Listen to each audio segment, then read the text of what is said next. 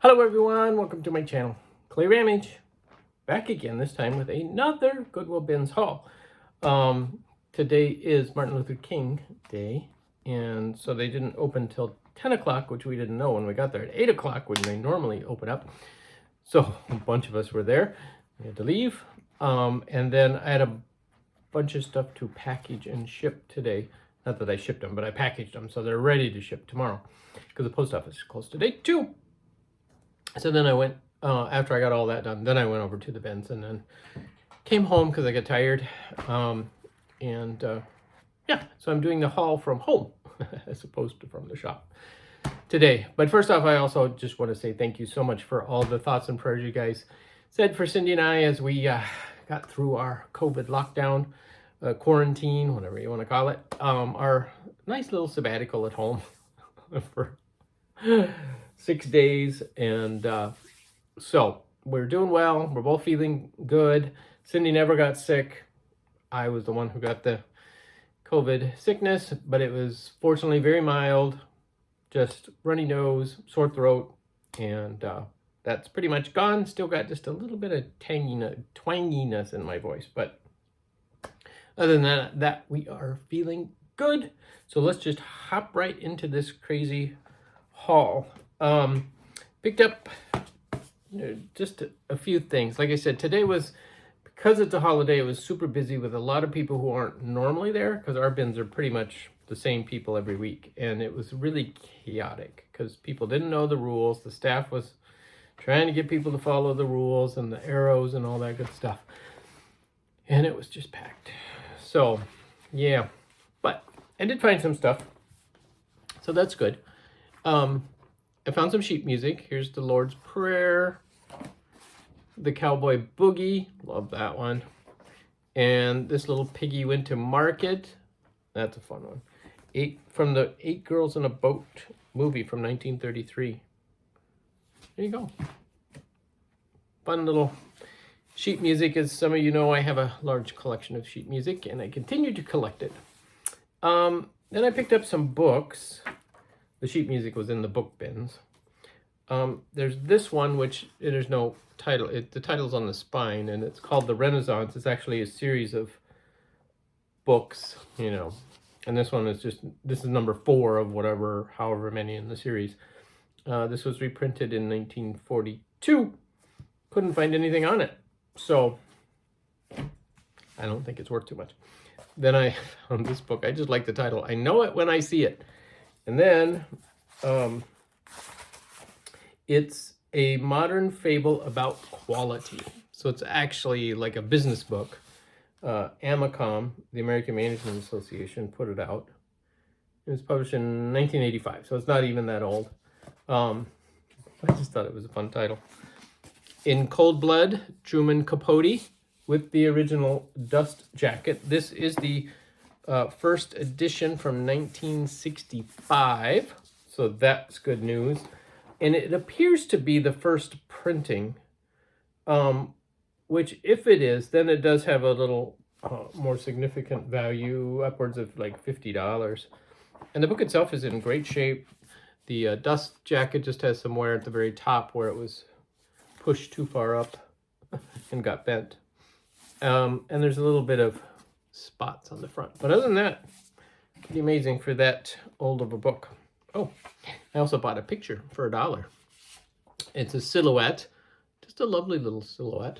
So yeah, sorry about that because I liked it. This is the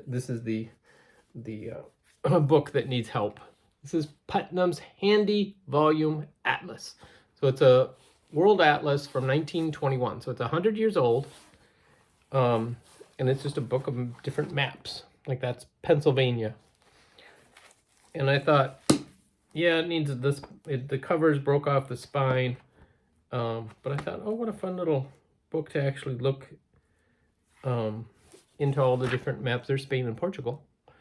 To see all the different changes in 100 years. That'll be a fun little research item. And then I found some batting, a bag of batting. This is a smaller size, 34 by 45 for crafting, it says. But I was like, sweet. I like that. All right. A few weeks ago, I did a video, shop along video at the bins. I didn't do it today just because it was so crazy busy and yeah. Anyway, but some of you said, hey, you should have picked up that metal art.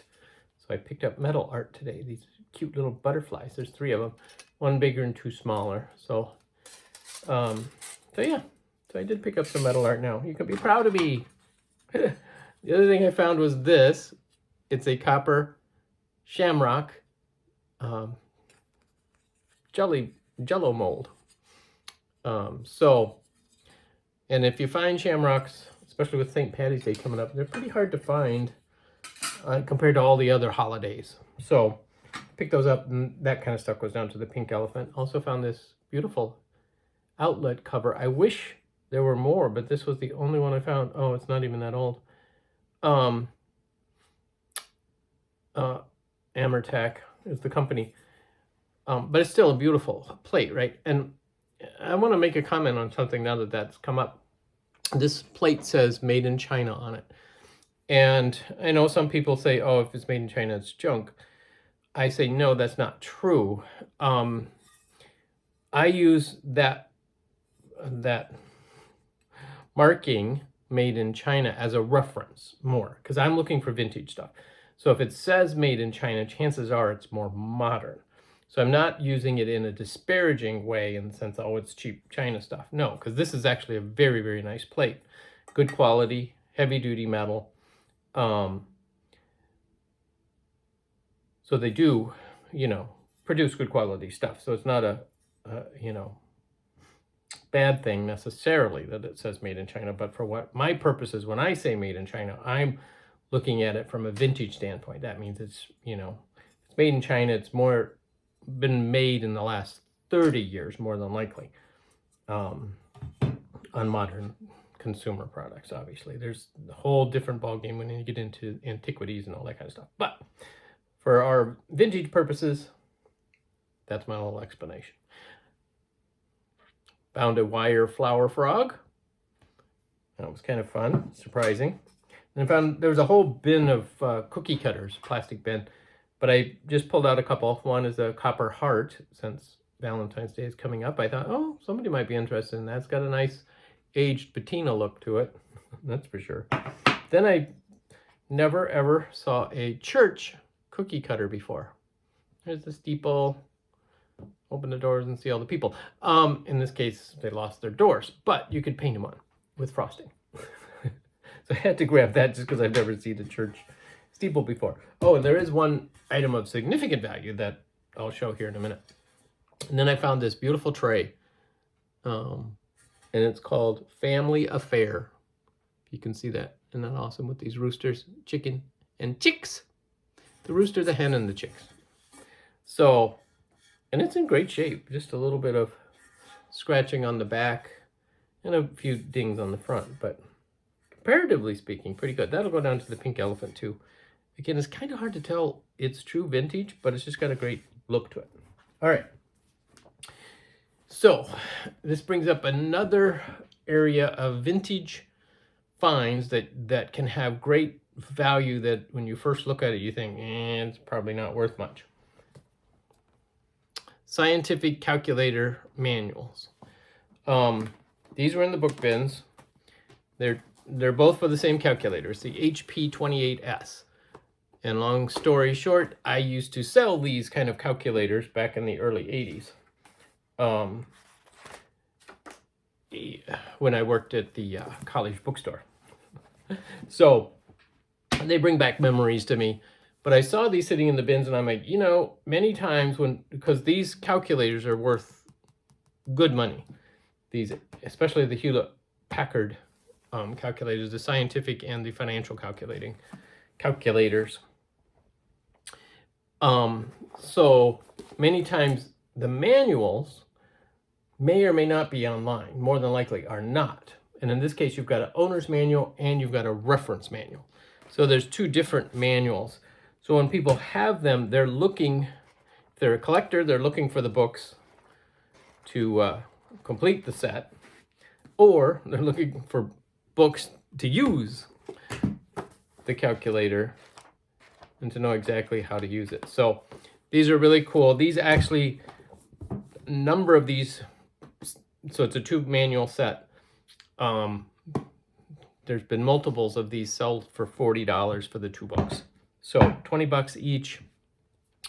So great find. Can't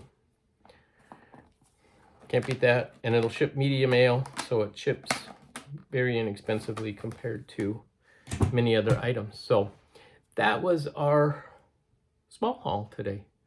But again, it was kind of nice to ease into it. I wasn't planning on spending much time at the bins today anyway, because I knew I'd probably wear out after a period of time, just after resting for, 6 days and then going. It's going to have a little effect.